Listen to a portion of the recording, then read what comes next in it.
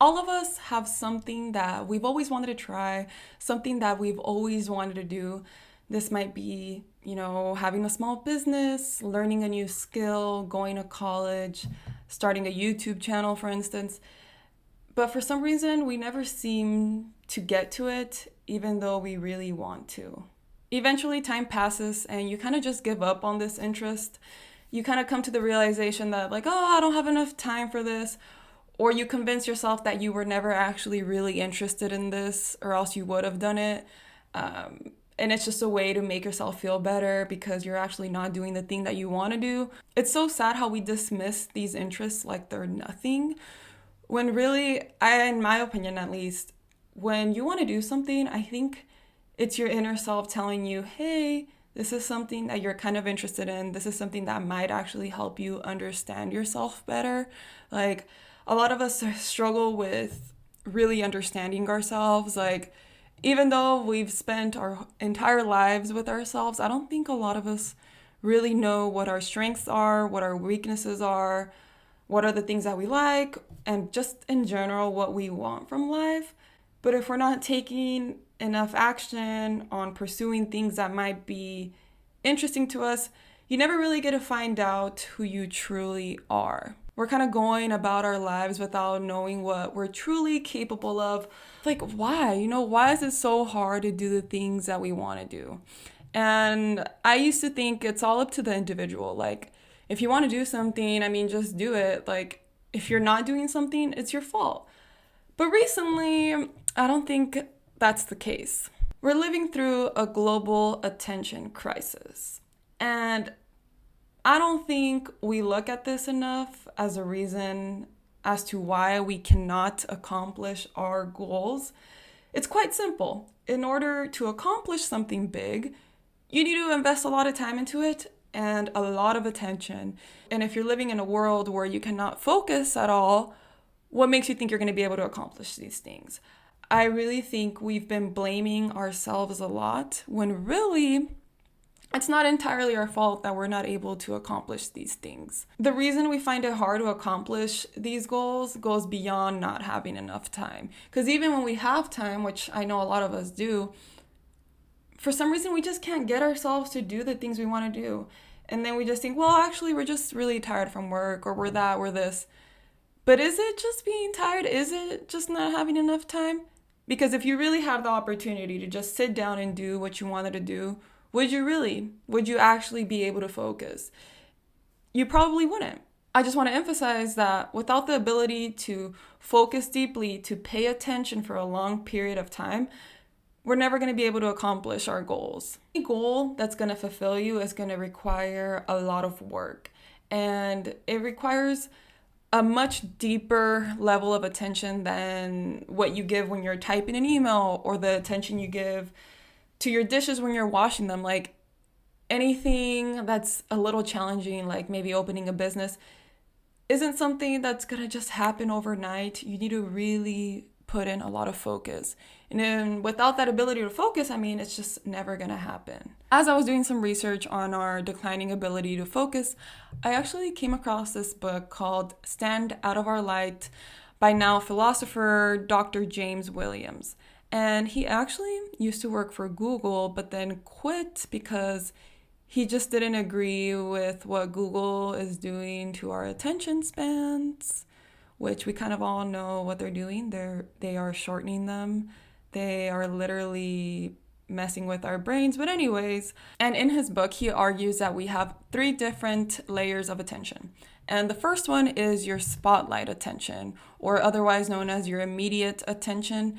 And this is the attention that we use to accomplish small goals, small tasks. For instance, when you're composing an email, you're using your immediate attention. You're doing that task in the moment, right? Or when you go work out at the gym, you're using your immediate attention.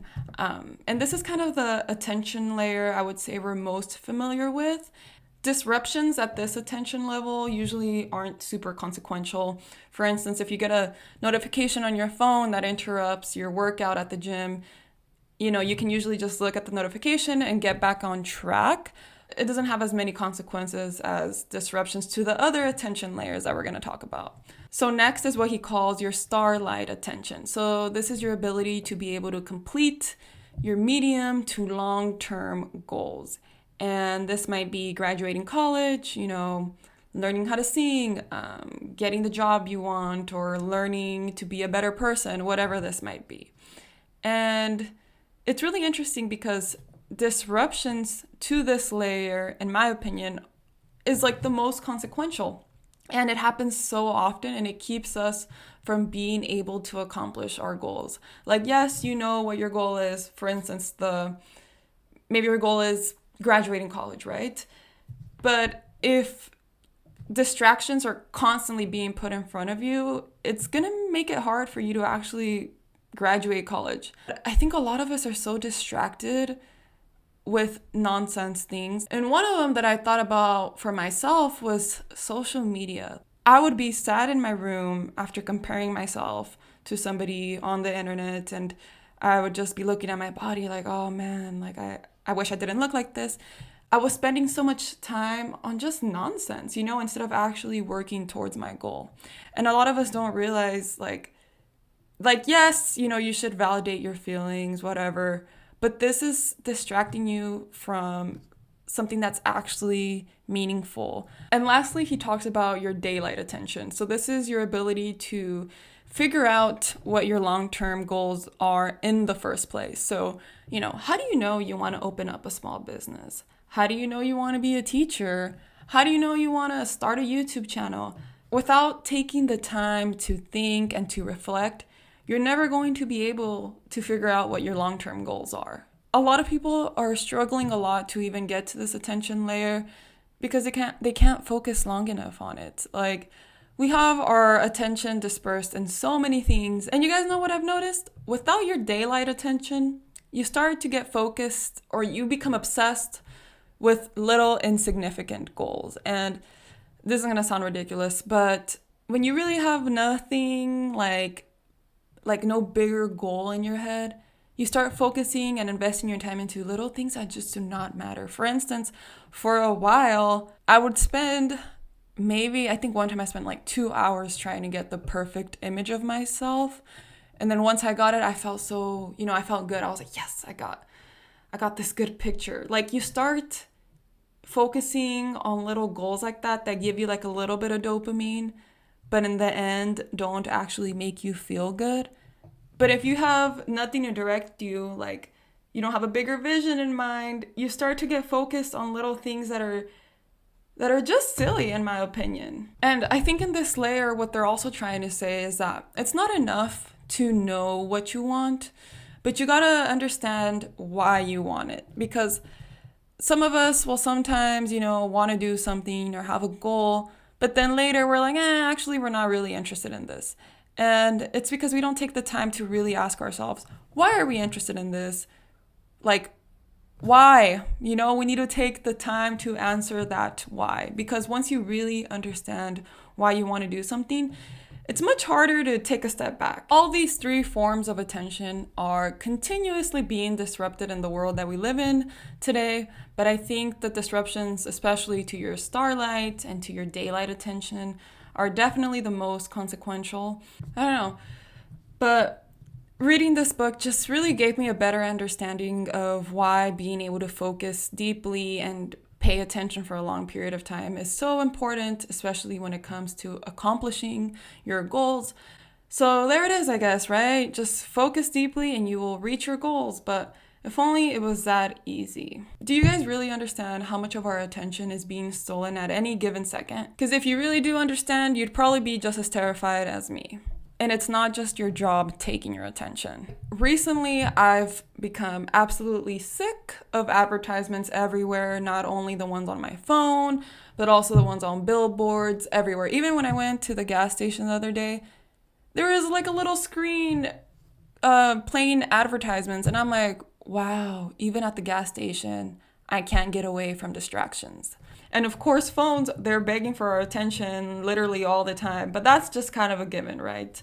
Social media, all these apps are wanting us to engage with them all the freaking time. It's actually insane the amount of access all these ads and different forms of technology and apps have to our mind. Like, they literally get in our mind like they're our family. Like, oh my goodness. On a daily basis, we don't really notice how all these apps and advertisements and how social media, how they like affect our ability to be able to complete our goals. It's like, what? No, like it's not doing anything to prevent them. However, in the long term, it is quite evident that our attention spans are being compromised. So yeah, we gotta have fun on these apps, whatever, be distracted. And yeah, no consequence, it seems like. But in the long term, we're seeing that our attention spans are only getting shorter. And our attention is our most valuable resource. So this is kind of a big deal. It just angers me how people don't realize this. Like, your attention is kind of the most valuable thing you have. Without it, you're not able to accomplish the things that you want to do. Phones and applications, all these things are taking away our ability to be able to operate at a higher cognitive capacity. Like, we're all just working at this level when really we could be working up here, and it's just very unfortunate. If only we could get back all that time that we've given to all our distractions. But anyways, recently I've been on this journey on figuring out how to lengthen my attention span.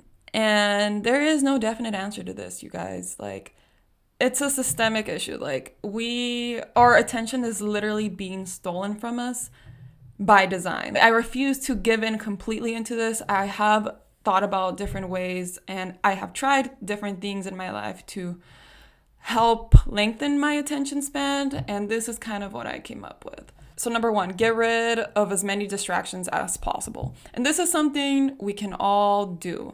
So that might be deleting unnecessary applications on your phone. You'd be surprised the difference it makes.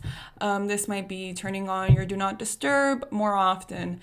This might be working in an area where you're not going to get distracted. Getting some noise canceling headphones. This can get rid of all the noise around you that's distracting you. Just try to figure out which distractions in your life you can get rid of. And number two, please stop multitasking. I think the original idea of multitasking was good, doing your laundry while you're listening to music, or, washing the dishes while you're having a conversation with somebody. Like, that's not super consequential. But if you're multitasking with things that are important, in the end, it's going to lead to a lower quality of whatever you're doing. It's going to stress you out more. If you want to lengthen your attention span, you need to learn to focus on one thing at a time. And multitasking teaches you anything but to focus on one thing at a time. You just can't give your all into something when you're multitasking. And this takes me to the next step, which is reading. You guys, I know this is going to sound silly, but reading can help you tremendously when it comes to lengthening your attention span. Like, you know what reading teaches you? It teaches you to be able to focus on one thing at a time for a long period of time. Like, it teaches you to read at a normal pace. It's just a matter of finding a book that's interesting to you. And if you're committed to wanting to lengthen your attention span, like, if you're like, yeah, it's very serious, then please do this. Like, reading will help you so much. And at first, it's a little hard, especially if you don't like to read. But I promise that with time, it's going to become easier. And the third one, sleep. You guys are probably tired of hearing this, but sleep is so crucial. Sleep literally helps with everything, even helping you focus for longer periods of time. When you're sleeping, your brain literally gets rid of waste. Like, it's getting rid of everything that's not good for you.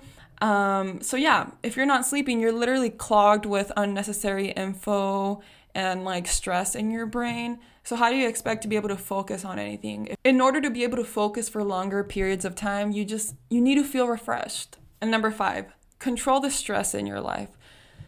You guys, when we're really stressed out, it's going to be hard to kind of focus on anything. And, especially if you have financial stress, for instance, it makes sense why you're not able to kind of focus on anything long term. And, sometimes our stress is out of our control. But wherever you can control your stress, try to control it. If there's like a friend that's stressing you out or a partner that's not making your life any easier, cut them off. Also, remember that sometimes you're the reason you are not able to focus. Sometimes I'll be trying to focus on something and all of a sudden I need to go to the restroom. All of a sudden I'm thirsty. All of a sudden, and you aren't. But we're just so used to being interrupted that in the absence of interruption, we create our own. Just being aware of that can kind of help you control it. Don't be super hard on yourself if you're not able to commit to these things. If sometimes you do get distracted by your phone. Like, remember that this whole shortening of our attention span problem is way beyond us, and it's not entirely our fault, you guys. Like, things are literally made to be distracting by design. So, like, sometimes self-discipline isn't enough, but we can try our best to kind of work against it and gain our attention back. But it's not going to be easy. So don't expect yourself to be perfect and to have like this long attention span like after 2 days, you know? But as long as you really want to make that a goal, like in the long run, you will get there eventually. But, take it slow. At least in my opinion, once you get rid of distractions, life gets kind of boring. No distractions doesn't automatically mean fulfillment. Now it means that it's time for you to figure out what you want from life. And this doesn't mean you have to have a passion, like I mentioned earlier, but just try to figure out who you are, what you want to do. And yeah, like don't stop there, because if you just eliminate all the distractions in your life and then you're left like, wow, life is boring, maybe I do miss the distractions, you're going to fall back to victim into those things. Like, you need to find something else to invest your time in. And right now you might be thinking, oh no, there's nothing I want to invest my time in. There's nothing I'm good at. No, you will find something that you want to give energy to. And once you do, you're going to realize you much rather do that than go back to being on your phone all the time. But yeah, that basically sums up the video. Thank you guys so much for watching, and I can't wait to see you guys next time. Bye.